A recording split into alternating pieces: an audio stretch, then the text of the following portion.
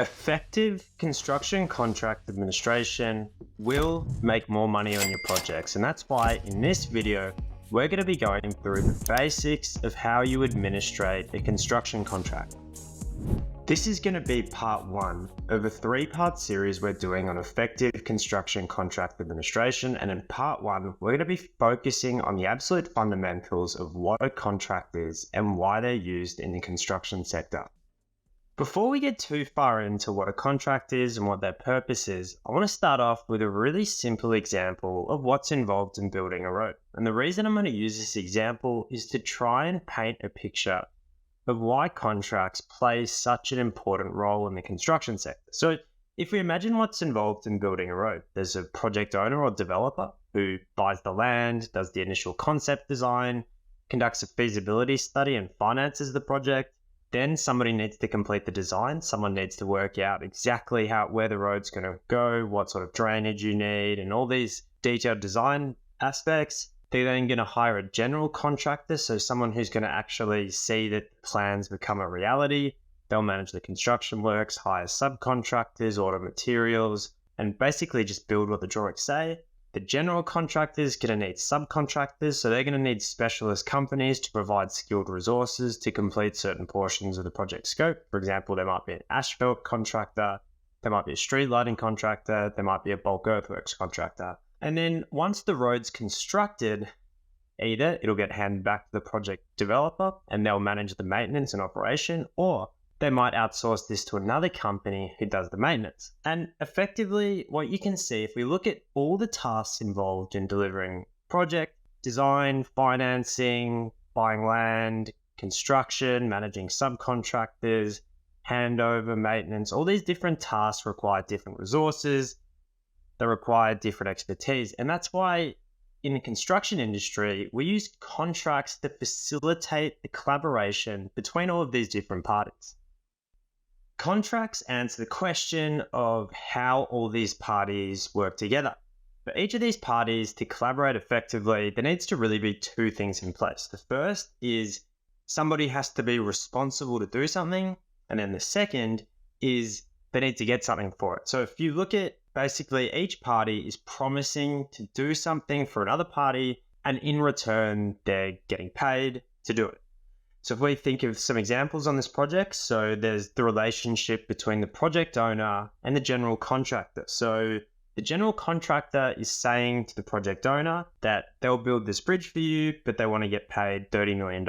So the agreement between the project owner and the general contractor is promising to build the bridge. Project owner is then promising to pay them for doing it. If we look at another example, say the general contractor hires an earthwork subcontractor, then the earthwork subcontractor is saying, I'll complete all the earthworks and drainage for you. And the general contractor is saying, I'll pay you $2.6 million for this. So these contracts all involve a promise from one party to do something, and in return, they're going to get paid for it. Just quickly, my name is Tim. I've got 10 years experience in the industry working across a variety of major construction projects. I'm also PMP, a certified professional engineer. If you like these videos, then click on the link in the description where we've got a ton of free training courses and resources to better understand topics like contract management, but also estimating, procurement, scheduling, and all sorts of interesting construction project management topics. Put quite simply, contracts facilitate collaboration. Contracts document the agreement between the different parties. And in construction projects, these agreements are really, really complex. There's design drawings, performance standards, quality specifications, inspection requirements, payment milestones, and contracts pull all this information together, all the different dimensions of the agreement in a single document with attachments, and they specify the rights, the obligations, and the responsibilities of each party. They're legally binding, so this means the courts will enforce them. So that's a really important point to note, that contracts will be enforced by the courts. And basically, another way of thinking about it is the contracts are the rules for how the two parties must work together. So, for example, a clause in a contract might say something like, the contractors shall ensure the works are completed by the date of practical completion. And, or another example, unless otherwise stated, the contractor shall use suitable new materials and proper tradesman-like work. So If you think about these clauses, these are the rules for how the two parties are going to operate with each other. And effectively, contracts are allocating responsibility. So who's responsible for what? And we can break that responsibility down into two separate parts. There's scope, so what each party must do, and then risk, what uncertainty each party is responsible for.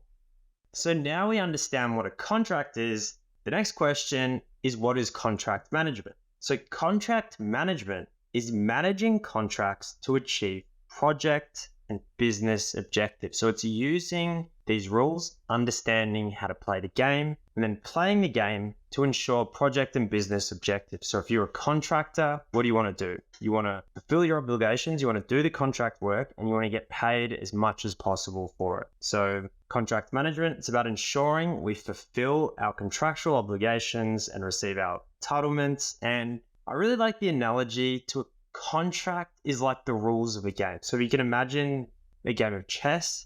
You need to understand how pawns move, how kings move, how knights move, when your turn is, when you can do what. I mean, I don't play chess, so that's probably about as far as I can take the analogy. But contract management is then understanding how to play the game within these rules. So it's really about combining project management and an understanding of contracts to basically play the game in a way that benefits your company.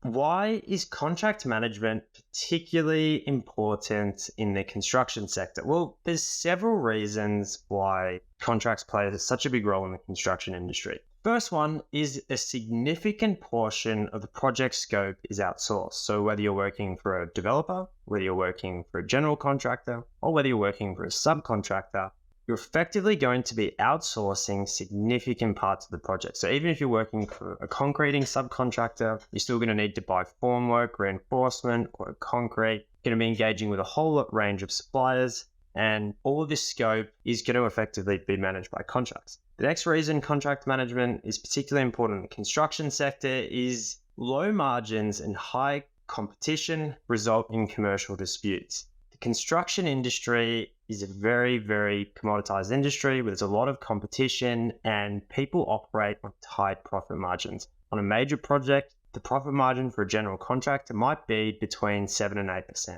Incredibly low, so there's not much room for error. So people are always ensuring they're doing bare minimum of what they agreed to and getting paid as much as possible. So there's always going to be disputes around the work, payment, schedule, all these things. The next reason contract management is important is construction projects involve a significant and complex transfer of scope. That's a really important point because if you think about a project developer hiring a general contractor, it's not a copy and paste agreement. There's specifics to every single project. There's uniqueness to every single project, and the scope is always technically challenging. It's made complex by stakeholder requirements, specific project milestones, and all these factors that make the actual agreement between what a general contractor is agreeing to do, what a subcontractor is agreeing to do. Just there's specifics and complexity that make the agreement complex, and that ties into the next point that projects are unique undertakings. Every project's different. There's always going to be specific components of the agreement. And the final one, which is really important to stress on, is a big part of contract management is dealing with change, and change is inevitable on projects. Every project's different. You can't possibly plan everything perfectly. There's going to be situations we didn't foresee and prepare for coming up, and there's just going to be uncertainty that manifests. So change is inevitable on projects. A big part of contract management is how you manage that change. When I was talking before about how contracts are promises, so a contract is a promise from one party to do something and the other party is agreeing to pay for it. So a general contractor promises to build a bridge and a client promises to pay them for it. In any construction contract, there's two main roles. So there's the buyer, also referred to as the principal, and there's a seller, also referred to as a contractor. So there's someone who's paying for something to get done, and there's someone who's promising to do it. So the buyer or principal is the one acquiring goods or services. They're paying for the work to be completed. They're responsible for providing access, and they're also responsible for reviewing and improving claims. The contractor is the one that's providing the goods and services, so the one's doing the work, performing the contract work and agreed with the contract conditions. So they've got to make sure they do it on time. They've got to make sure they do it to the agreed upon quality standards and safety standards. And if there's any changes to the contract, they'll be entitled to claim for additional time and money. And typically, they're also required to hold certain insurances and insure components of the works. So any construction contract, there's two main roles, a buyer and a seller. So let's look at this example of this buyer and seller relationship on a design and construct model. So a design and construct model is where a project owner engages a general contractor to manage both the development of the detailed design and the management of the construction work. So it's referred to a design and construct model. And in this relationship, the contract between the project owner and the head contractor, the project owner is the one paying for something to get done. So they're the buyer or principal. And the head contractor is the one delivering the goods or services. So they're the contractor. On this same project, the head contractor also needs the design to be completed by another party. So they'll engage a designer, and they're also going to need subcontractors to complete the work. So for the example of the road project, they might need an earthworks contractor. They might need to buy precast pipes. They'll need an asphalting contractor. They'll need an electrical contractor. So that head contractor will then also engage subcontractors. And in this relationship, the head contractor takes on the role of the principal or buyer. So they're the ones paying for something to get done. And then the designer and the subcontractors take on the role of the contractor or the seller. So the ones providing the services in exchange for getting paid. So I'm going to use some example projects from Australia to show this relationship. So if we use, for example, the Monash Freeway upgrade, stage 2, Vic Roads, the road authority in Victoria, is the principal, and the contractor was CPB, a major construction company in Australia. On that same project, CPB needed to engage a civil or a concreting subcontractor. So in this relationship, CPB was the principal, and they engaged Hazel Rock to complete the concreting scope. As another example, the maintenance of all the electrical work on the managed motorways in Victoria. The principal was Vic Roads, and the contractor was a maintenance provider called Service Stream. So they're responsible for the maintenance of all the electrical assets, and they're providing the service and getting paid for it. Another example, the construction of a solar farm in South Australia. Principal was Vena Energy, and the contractor was UGL, a major EPC contractor in Australia. Or another example, say for example, the level crossing removals in Victoria. Principal was the Level Crossing Removal Authority, a government authority, and the contractor was Acciona, another large civil infrastructure contractor in Australia. Now that we understand these two principal roles in any construction contract, let's talk about what the buyer is trying to achieve. So the one buying the goods and service, what do they want? They want the work to be completed, so they want the project scope to be finished. They don't want any incidents. They don't want any safety incidents. They don't want any environmental incidents. They want what they're paying for to be delivered on time. And I'll talk about this more later, but time is such a contentious issue on construction contracts, and I'll be talking about this in part 2 of this series. They want the works done at the lowest possible cost. So they don't want to pay more than they have to. They want to pay what the contract specifies, what was agreed to during the procurement phase. And they also want the works handed over successfully. So they want the contractor to finish it. They don't want any legacy defects. They don't want any issues. They basically want what they're paying for to operate and perform as intended. So if they're building a solar farm, they want electricity produced and no issues. And in a lot of instances, and this is important to note when we talk about contract management, is that they'll want to maintain the relationship with the contractor. Now, depending on what happens on the project, maybe how badly things go wrong, but generally, from what I've seen in my experience, a lot of the ways contracts operate is through relationship, and generally speaking, parties care about maintaining the relationship between each other. So that's an important point to note. What about the contractor? What does the contractor want? Well, contractor, the one providing the services, they want to maximize their revenue. They want to get paid as much as possible. They want to minimize their costs. They want to spend the bare minimum possible. So if you look at that, they want to get paid as much as possible from the client, and they want to do the least amount of work as possible. They want to avoid any liabilities. So these are things like penalties, liquidated damages, consequential loss, depending on the contract. They want to avoid defects. They don't want any damage or issues that they're going to come back and having to keep spending money to fix. They don't want any incidents either. They don't want any safety incidents. They don't want any environmental incidents. And then finally, I brought up this point as well with the principal, but they also just want to maintain their relationship. This is probably more important for contractors, as a lot of the way contracting businesses operate is they want to get repeat works from clients. They want a good reputation with their client. At the end of the job, they want the client to think of them as a fantastic contractor that they'd pay a premium to work with again. So we've understood what contracts do. We've understood the role of the buyer and the seller and basically what they want out of the project. Next thing we have to understand is the stages of contract management. So contract management can be broken down into two key stages. There's the contract formation process, the process through which a contract is created between the two parties. In construction, this is often referred to as procurement if you're on the buying side, so looking for goods and services to procure, or if you're on the selling side, you're working for the contractor, tendering or work winning. So it's referred to as either one of those two names, depending on which side of the table you're operating. And then once the contract's been signed, the scope's been agreed to, how much they're going to pay has been agreed to, then moves into the second stage, which is referred to as contract administration, which is going to be the focus of these three videos I'm doing. So contract administration is the process of monitoring and facilitating the smooth performance of the contract to ensure a party fulfills its obligations and receives its entitlements.